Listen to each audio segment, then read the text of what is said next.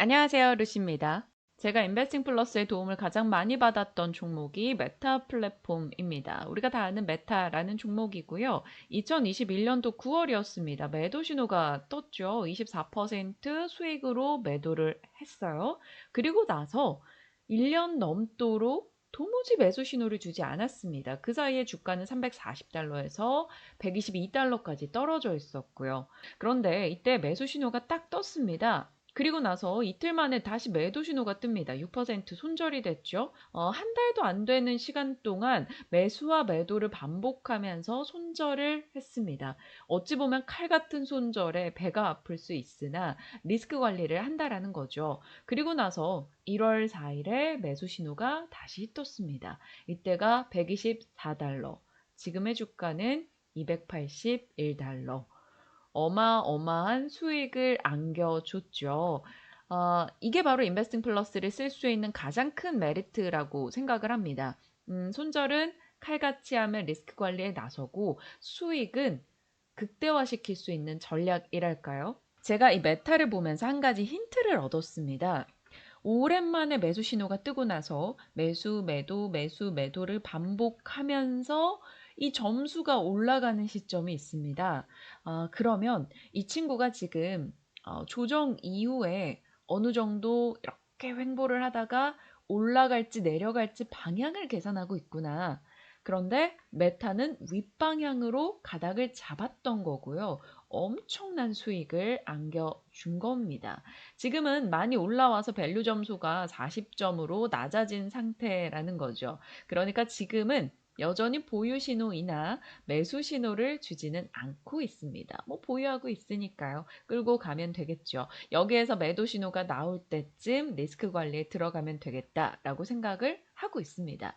본인의 투자 판단에다가 이러한 AI 매매 신호를 우리가 확인을 한다면 순식간에 급락한다던가 아니면 더 수익을 낼 수 있는데 못 끌고 간다던가 이런 것을 조금 막아볼 수 있지 않을까 싶습니다. 최근 미국 증시에서 조금의 변화가 감지되고 있죠. 기존에는 빅테크 중심의 쏠림 현상이 압도적으로 심했다면 받쳐주는 다른 쪽 종목들도 눈에 띈다라는 거죠. 대표적으로 나타나는 게 바로 산업재입니다. 산업재 쪽에서 신고가 종목이 꽤나 많이 등장을 하고 있습니다. 여전히 테크 쪽에서도 좋은 흐름이 나오고 있으나 이쪽에서도 만만치 않은 시세를 보여주고 있다라는 거죠. 이 말은즉슨 테크와 이들의 순환이 있다라고도 볼 수 있겠고요. 산업재 ETF나 주택 건설 ETF도 꽤나 좋은 흐름을 보여주고 있습니다. 확 올라오는 것을 여러분이 느끼실 수가 있을 겁니다. 자, 2021년도에 정말 좋은 시세 흐름을 냈었던 미국의 주택건설 ETF입니다. 2022년도에 이렇게 떨어졌단 말이죠. 침체나 긴축 등의 여파가 있었죠.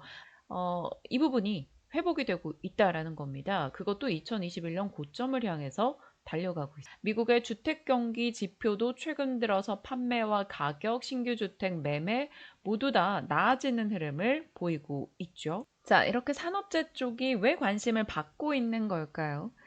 세상이 다 땅을 파고 세상이 연결되고 있기 때문입니다. 바이든 행정부에서 밀고 있는 인프라법과 IRA, 인프라는 5년 동안 1,400조를 투자해서 미국의 인프라를 바꾸겠다였습니다. 도로부터 혹은 전력, 교량, 상수도, 이 모든 것들이 포함이 되겠죠. 이 말은 다 땅을 파고 새롭게 짓고 혹은 유지, 보수하는 일이 많아지는 것을 뜻합니다. 그 안에는 모든 산업재들이 포함이 될 수밖에 없고요. IRA도 마찬가지입니다. 전기차, 신재생, 이 모든 것들의 미국 중심의 생산을 얘기하고 있기 때문에 그 부분이 결국에는 인프라 투자를 유발할 수밖에 없다라는 거고요. 같은 맥락이죠. 우리가 지금 꿈꾸고 있는 미래 산업, AI, 자율주행, 신재생, 이 모든 것들을 하기 위해서는 새로운 인프라가 깔리거나 인프라가 보수가 있어야 합니다. 대표적으로 변압기, 전력기기 이런 쪽도 이 영향을 받을 수밖에 없겠죠.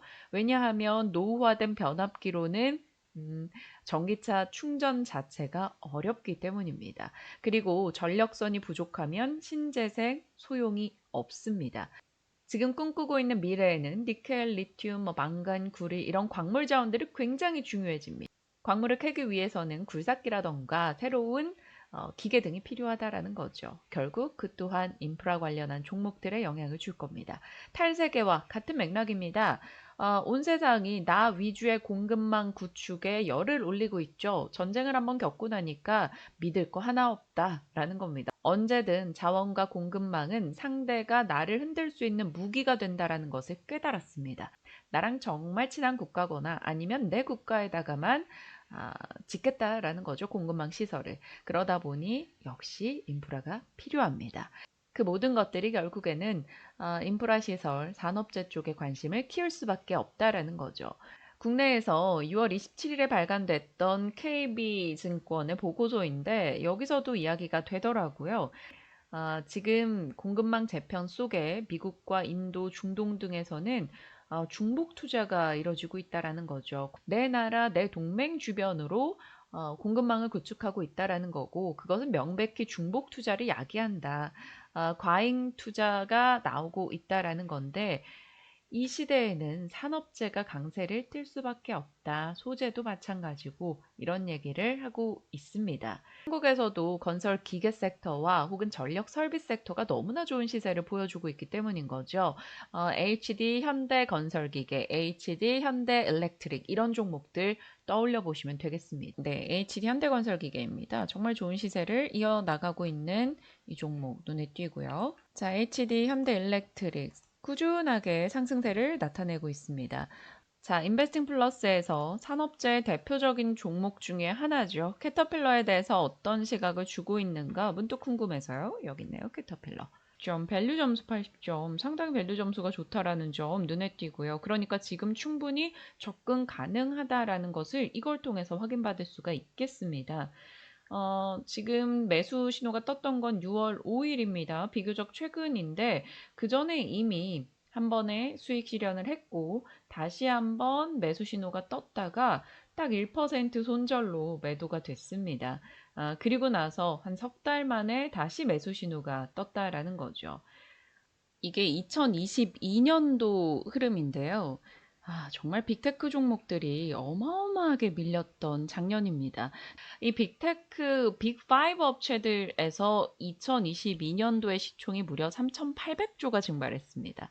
러우 전쟁 때문에 에너지가 부각이 되면서 에너지 쪽 종목들 보시면 압도적인 흐름이 나왔죠. 그랬는데 올해 상반기 어땠는지 한번 보실까요? 애플 45%, 메타 140%, 아마존 54%, 테슬라 136%, 엔비디아는 뭐 190% 정도고요. 에너지 쪽은 뭐 3에서 10% 정도 빠져 있는 흐름이 나왔죠. 3개월로 좀 좁혀볼까요? 이쪽에서 시세가 조금씩 보이고 있습니다. 캐터필러, GE도 있고요. 제너럴 일렉트릭과 같은 산업재 쪽에서 분위기가 살짝씩 달라지고 있고요. 이걸 1개월로 바꿔보죠. 1개월로 바꿨을 때 이쪽의 온도가 훨씬 더 좋아지는 걸 느끼죠. 산업재 쪽에서 꽤 괜찮은 흐름이 포착되고 있다는 겁니다. 자, 그렇다면 빅테크 쪽의 시세가 빠지면서 이쪽이 갈 것인지 아니면 지금처럼 빅테크와 산업재가 같이 움직임을 이어갈 것인지 지켜봐야 될 것 같습니다. 하지만 신규 돈을 투자하는 사람들이라면 장기적 관점에서 빅테크 모아가는 사람들은 노상관이고요. 신규 관점에서 이렇게 돈을 투자하는 사람들이라면 올해 이만큼 오른 쪽보다는 이쪽 시세에 조금 더 베팅을 하고 싶어지지 않을까라는 생각도 듭니다. 디어, 캐터필러, 보잉, 로키드 마틴 이런 종목들이 되겠죠. 한번 주목하면서 이들의 흐름 지켜보도록 하겠습니다. 하반기는 어떤 시세가 이어질까요? 궁금해지네요. 빠이!